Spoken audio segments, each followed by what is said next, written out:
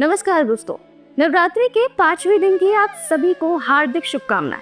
आज हम बात करने वाले हैं उस स्वरूप की जिन्हें हम सब स्कंद माता के नाम से जानते हैं।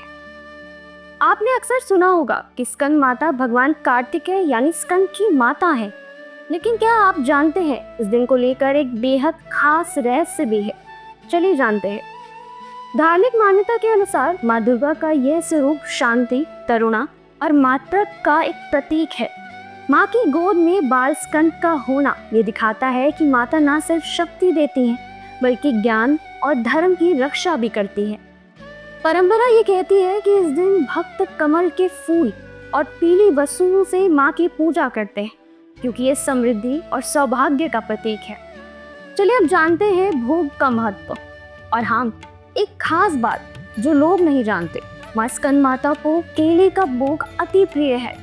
मान्यता है यदि इस दिन श्रद्धा से माँ को केले का प्रसाद अर्पित किया जाए तो घर में सुख शांति बनी रहती है और संतान की आयु व बुद्धि में भी वृद्धि होती है। अब आते हैं इतिहास पर। स्कंद माता का संबंध दक्षिण भारत के युग इतिहास से भी जुड़ा है। जब प्राचीन काल में असुरों से युद्ध हुए तब कार्तिकेय को सेनापति बनाया गया। कहते हैं उसी समय माँ पार्वती ने स्कंद माता के स्वरूप में तप किया ताकि पुत्र को विजय प्राप्त हो। इसलिए इस दिन पूजा केवल आध्यात्मिक नहीं बल्कि इतिहास की उस महान जीत को भी याद दिलाती है। अब जानते हैं कुछ अनजाने तथ्य। बहुत कम लोग जानते हैं कि स्कंद माता की पूजा करने से सिर्फ परिवार में सुख शांति नहीं आती, बल्कि पुराने ग्रंथों के अनुसार यह दिन ग्रहण दोष को भी दूर करने वाला माना जाता है।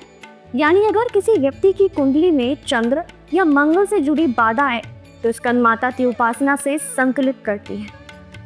ये बात सामान्य पूजा पाठ में बहुत कम बताई जाती है। तो दोस्तों, जब हम स्कंद माता की आराधना करते हैं तो ये केवल परंपरा या धार्मिक आस्था नहीं है, बल्कि एक आध्यात्मिक साधना और ऐतिहासिक स्मृति भी है। जिससे नवरात्रि के 5वें दिन का महत्व और भी बढ़ जाता है। आपको ये तथ्य कैसा लगा और क्या आप स्कंद माता को केले का भोग लगाते हैं? कमेंट में जरूर बताएं। जय माता दी।